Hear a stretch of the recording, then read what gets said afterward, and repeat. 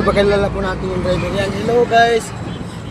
Hindi ba pa ang soy? Naglagot na po siya. Nasuko na po ni Tasa po ng duguan ng tawana. Oh. Ano na guys. Dito sa Davao guys oh. Ikan ni sa among busing, sa yarda ng among busing. So, magtutor kami dito papuntang Davao City. Ano itong lugar dito, boss? Boss? Sige, boss. Abante na, boss.